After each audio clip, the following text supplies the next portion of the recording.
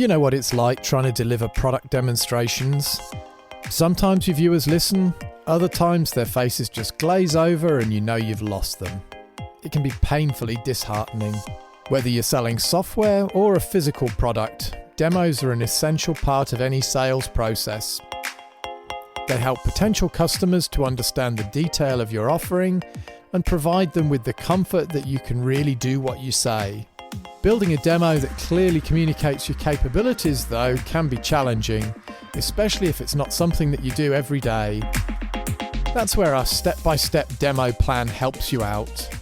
In our last season, we looked at how storytelling helps your sales and marketing teams to communicate clearly in a way that prospects and visitors can understand. In this season, we're going to take a closer look at how to use storytelling within your demonstrations. Successful product demonstrations are more than just a showcase of features and functions. They tell a story that connects with your audience and makes them part of something memorable. So on today's episode, we're going to introduce the demo plan and see by how following 4 simple steps you can radically improve the impact of your demos. Hi there, and welcome to the Authentic Marketing Podcast in association with Demodia. I'm your host, Simon Harvey, and I'm joined today by my co-host, Daniel Kleber. Hi there, Daniel. Hi, Simon. Hi, listeners. So it's great to see you again in person, Daniel. It's been a couple of weeks since we were here in the studio last, recording the last series. How's things, and what have you been up to since we last met? Yeah, it's going well, thanks. I've been out skydiving again and got my first jumps of the season in. I was also out hiking with friends last week.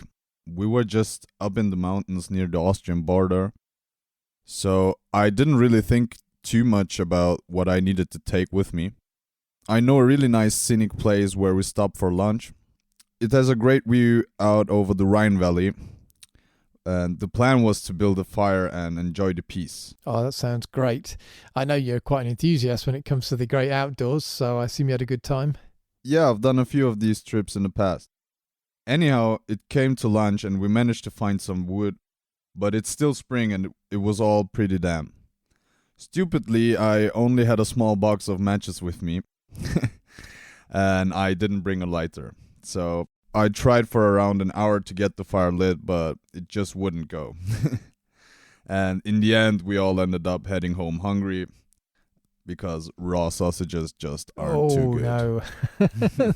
Doesn't sound like fun. No, it wasn't too bad at the end. But you know, what I have learned is to make sure I take some dry wood and a lighter with me to start the fire. I need to be prepared and plan a bit better next time. Yeah, that sounds sensible for me.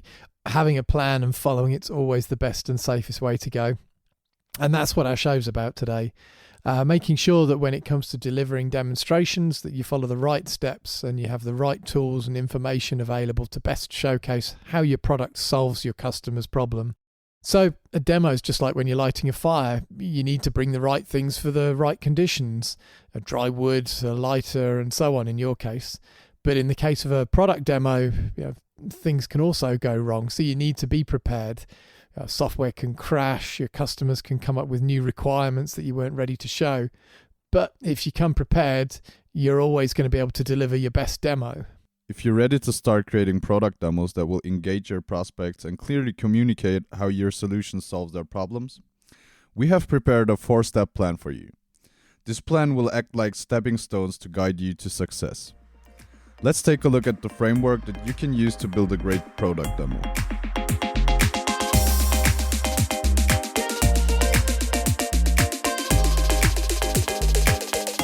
So in today's episode, we're looking at the steps that you need to follow to build product demos that clearly communicate how your offerings solve your prospects' challenges in a way that they can understand. So what we're going to give you is a plan that will ensure that you hook your prospects every time. So let's take a look at how that works. Give us a quick run through, Daniel. To ensure your product demo is successful, you need to follow a simple 4-step plan. Today we will have an overview of this plan, and in the next few episodes we will go over each step in detail. Firstly, step 1 is to define the purpose and target audience of your demonstration. Secondly, Think about when the prospect is going to encounter this demo in their buyer journey. Choose the right approach for the stage. Third and most important, plan out your demo script. And finally, deliver your demo. Don't forget, not all demos need to be done live. And that is really it. 4 easy to follow steps. That sounds pretty simple, certainly. So let's start by having a look at step 1. So step 1 is to think about the purpose and target audience for your demonstration. This is all about understanding your audience and what they want to achieve. So at this point in time, you would need to understand and define clearly who your hero is. You need to understand what they want and also what's stopping them from getting that. We talked a lot about the problem in earlier episodes. Going back to the hero, though, it's important to make sure we're talking to the right people here. So, for example, if we're creating a demo for a B2B product, we want to make sure that we're targeting decision makers and stakeholders rather than end users. End users are never going to be the people that are paying for this, so you're never going to sell to an end user. If you're creating a demo for a B2C product, on the other hand, though, you want to focus on the needs and pain points of that individual consumer. So the individual is the key person to focus on then. Yeah, that's definitely true. But it's also important to keep your demo simple and easy to understand. Avoid using technical jargon or overwhelming your audience with unnecessary details.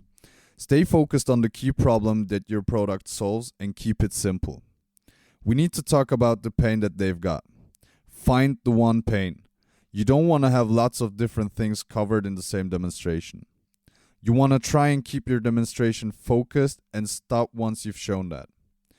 You need to close out that section and then you go on to the next problem that they've got, and that becomes a new demo or a new section of your presentation if we're talking about live demonstrations.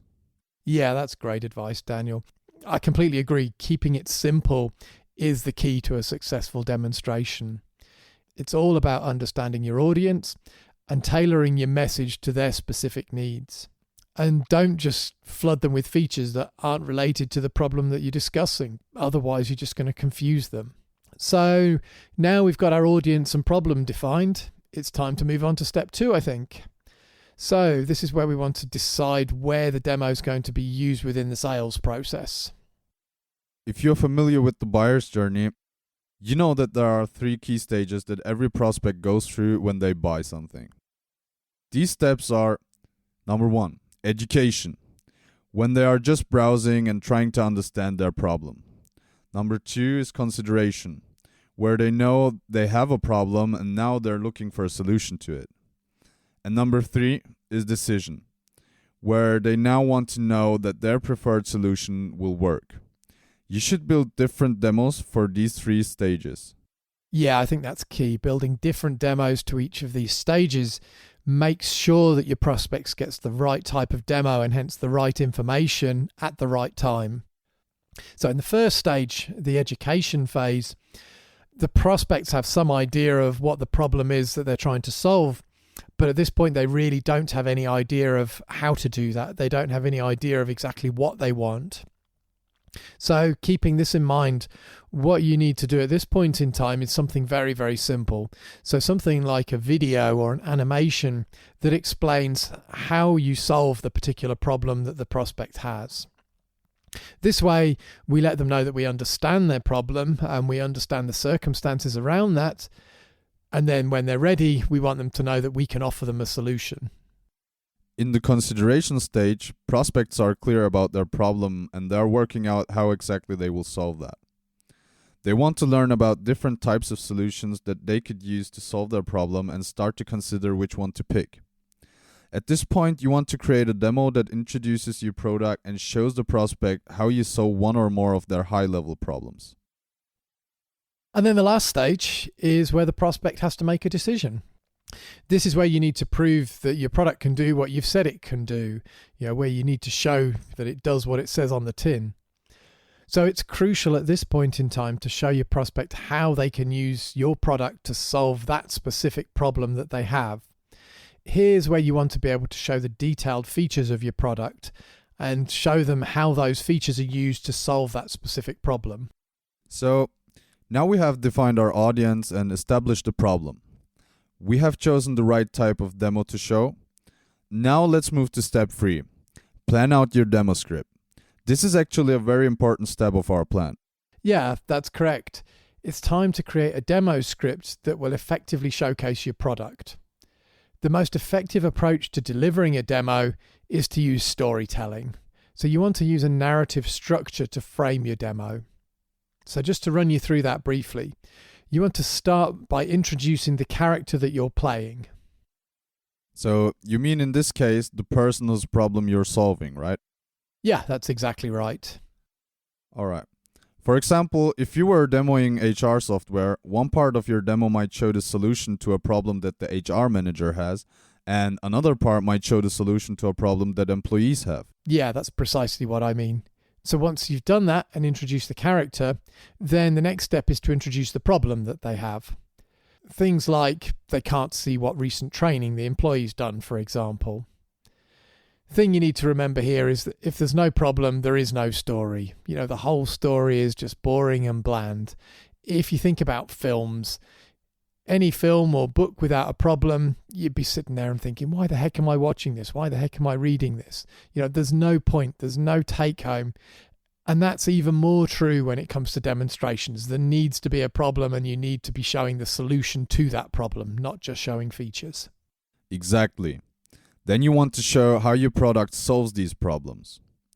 Use your script to demonstrate these benefits in action and show how your product can make their lives easier, more efficient, or more enjoyable.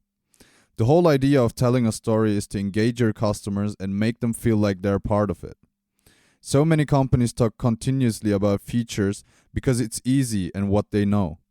Features don't excite real buyers. Solutions to their problems do. You're absolutely right. People are looking for solutions to their problem. And that leads us up to the last step of the plan, and that's delivering the demo.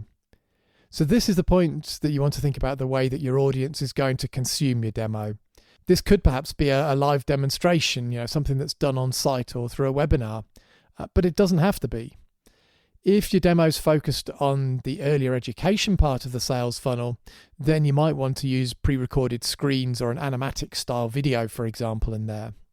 But on the other hand, if it's focused on that decision stage that's later in the sales process, you might want to bring in a more expensive sales rep. That's right. You want to select an approach that fits your budget, skill level, and the expectations that your prospect would have at this stage of the sales process. Some popular tools for creating pre-recorded demos include Loom, Camtasia, or Walnut.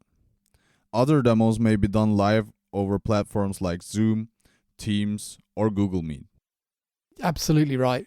One thing I would say, though, is however you deliver your demos, it's important to make them interactive. You need to encourage your audience to participate in there.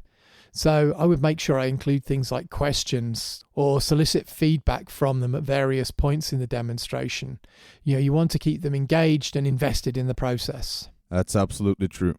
But another important point is that for decision demos that are later in the sales process, you need to customize the demo to match the branding and vocabulary of your prospect.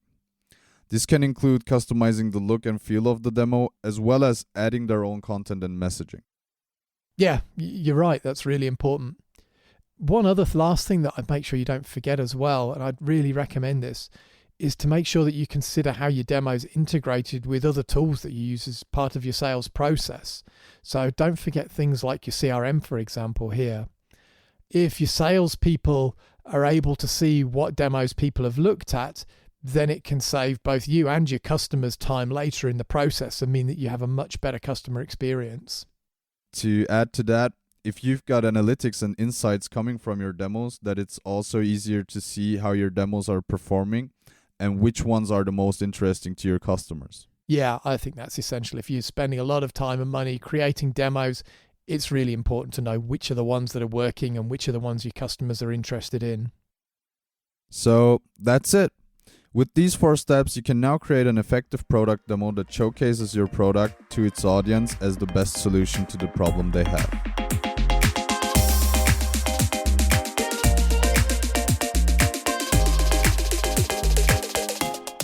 Thanks for your time again, Daniel. It's great to be back again, and I'm really looking forward to some more discussions over the rest of this series. So in today's conversation, we talked about the core steps that you need to follow to create a great product demo. And I'm going to go into more of those with you next week.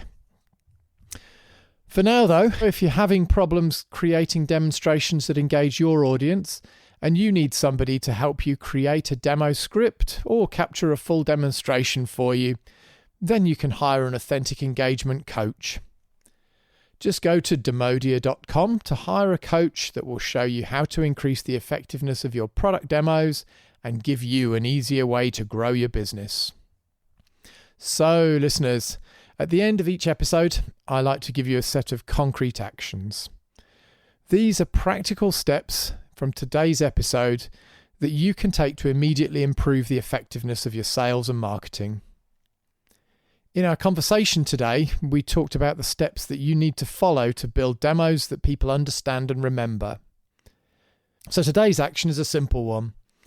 I want you to choose a page on your website that includes one or more product demonstrations. So it could be, for example, your home page or a specific product page. When you've done that, I want you to review each of the demos on that page and ask yourself the following questions. So firstly, is it clear whose problem this demo solves? Ask yourself what person or role this demo is targeted at, and do you show a solution to their problem? Secondly, does the demo deliver the information that the visitor to your webinar might expect at this point in their journey? Is it just an animation when they might be expecting more product detail? Or perhaps you're just providing them with a link to book a demo when maybe they're not ready for that and something like a click tour might suffice. And finally, does the demo tell a story that highlights a problem and its resolution? Or is it just a feature dump? So if you aren't able to tick all of the boxes for those, don't worry. We're going to be covering detail in the next couple of episodes as to how to resolve those issues. Just make a note of the problematic demos or the pages you find on your website, and then I'm going to go through and show you how to fix them in the next steps. When you've spent so much time getting prospects to this point in the sales process, you deserve a product demo that communicates effectively. With a well-defined demo plan, your demonstrations will resonate with their audience, and you will close sales more easily. So that's all for today's episode. I thank you so much for listening to the Authentic Marketing Podcast, where we help you to create a sales and marketing plan that will get you new customers and grow your business. Follow us and rate us wherever you listen to your podcasts. And don't forget to join us on LinkedIn. We love to hear what you want to know and how we're helping your business succeed. See you next time.